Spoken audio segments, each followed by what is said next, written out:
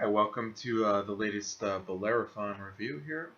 Today we're going to be looking at the Resistance Avalon, which is a sort of a retheming, though we'll talk about how it's not just the retheming of the pretty cool sort of party game, the Resistance, which is a deduction type game. If you've ever played Mafia or Werewolf, it's sometimes called, um, you'll probably be familiar with some of the basic ideas behind these sort of deduction hidden role games. So I'm just gonna show you a couple of the parts that we've got here in this game. So you got your rule book. It's a very small box, which I like. So you could take it on the go, things like that, road trips, which is usually where you're going to be playing this because it's um, you know something for or parties at your house because it can go up to 10 players, which is pretty cool. Um, I think it would be cool if they produced a version of this game that was in like a pouch, sort of like if you've seen Love Letter, the pouches for that could be an interesting twist. But for now, we've got this box, so it comes with these player boards, which are really cool. That basically let you lay out the game. So just to give you an example, so they're double-sided, and each one has the settings for a certain number of players. So like this is the settings for a 7-player game. So you've got um, all that you need to play there. And then this is for an 8-player game. So yeah, I guess what I'm saying is these are sort of just mats to show off the game. Previously I played the Resistance, and we played it. Sometimes I don't even have the game with me, and I just look up the PDF rulebook and scratch on a piece of paper, and you're fine.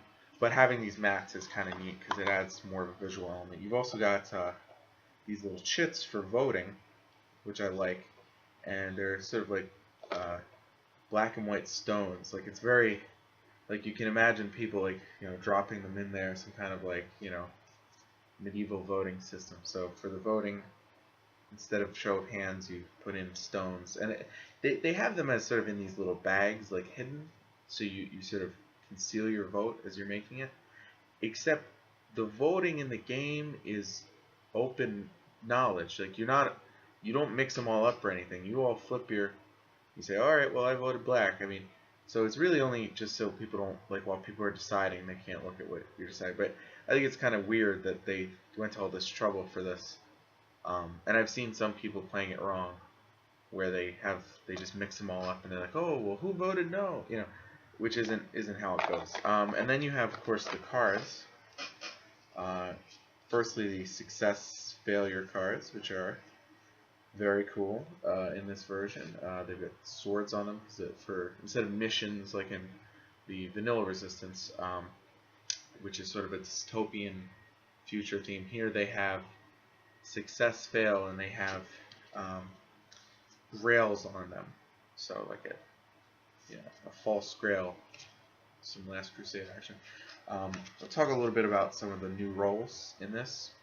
So vanilla Resistance is obviously, there's the mafia, the baddies, the infiltrators, where whatever in your standard role game, the baddies in the Resistance, and the rebels, the good guys.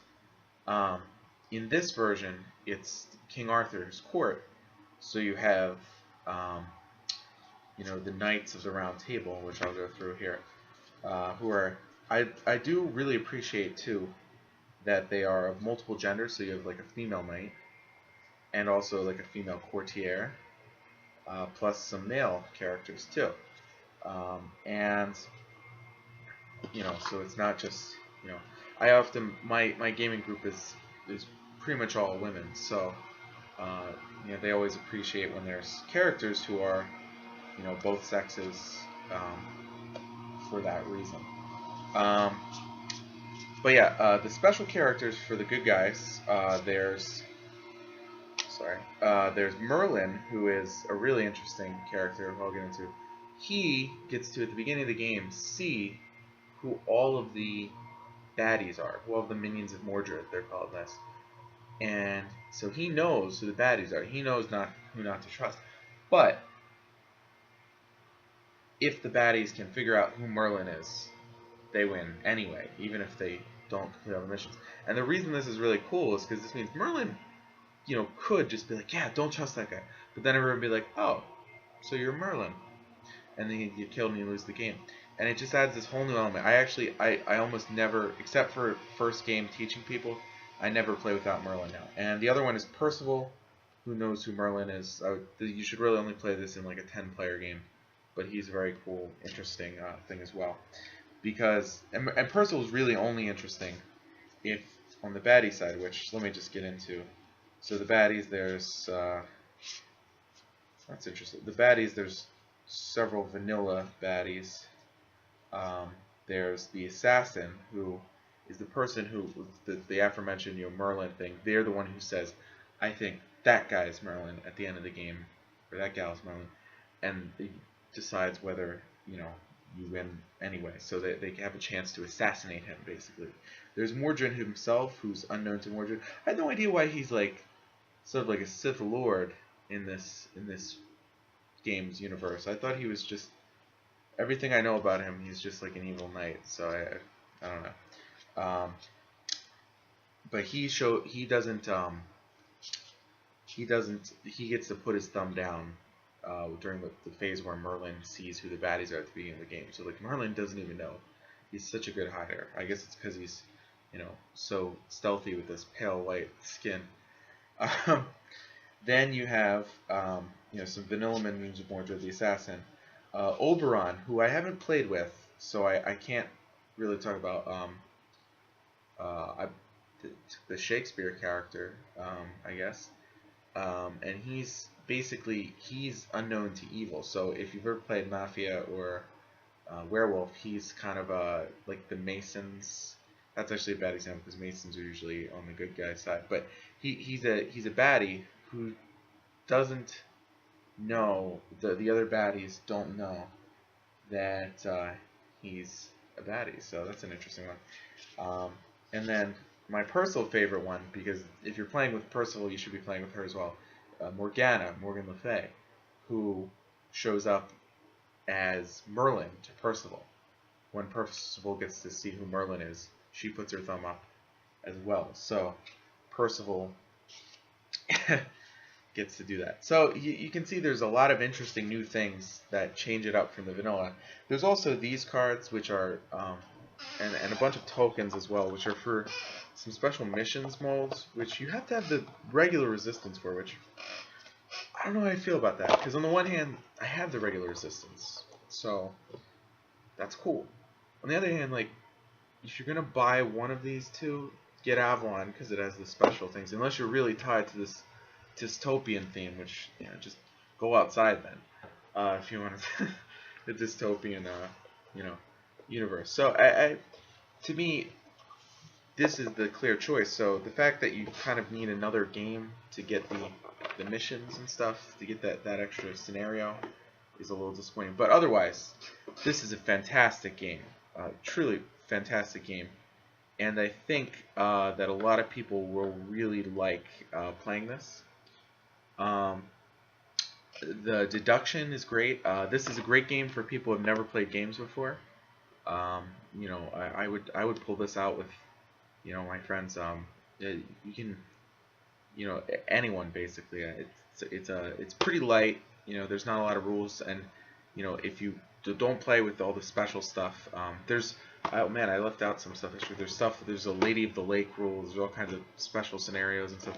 There's interesting twists in this box, but the first couple games just play vanilla when you're teaching people, and then slowly just add in more rules. But fantastic game.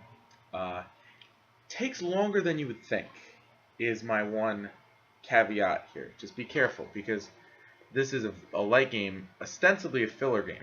I mean, it's filler games. It's a stereotype, but that little box. It's a filler game. You could play this for an hour. I mean, it says 30 minutes in the box, but if you've got 10 people and you've got some smart people who pull some kind of like analysis, you're going to be playing for an hour. And so you'll be exhausted. That's the other thing. You play this game 30, even if it lasts 30 minutes instead of an hour. At the end of it, you'll be like, oh my god, oh, this is exhausting. I can't believe we finished it. But you'll all laugh and you'll have a great time. I mean, I wouldn't play this more than say twice in a game session because I wouldn't want it to get old. But I mean, honestly, I can see opening every game night for the rest of my life with this and it not getting old as long as you keep switching up the elements. So I would give this my rating system is not a real rating system. It's do I recommend it or do I not recommend it. That's my rating system. So I recommend this. I recommend this for anyone. I recommend this for serious gamers because you'll have great time with the depth and the special powers and the special characters and the Lady of the Lake rules add a whole new dimension. And if you're not, if you're just getting into gaming and you just want a casual game, this is perfect. You know, this is a great light entry. So, all right, thanks very much. This has been a Bellerophon review. Next, we're going to take a look at another new game I got. Oh, wonder what it's going to be. All right, see ya.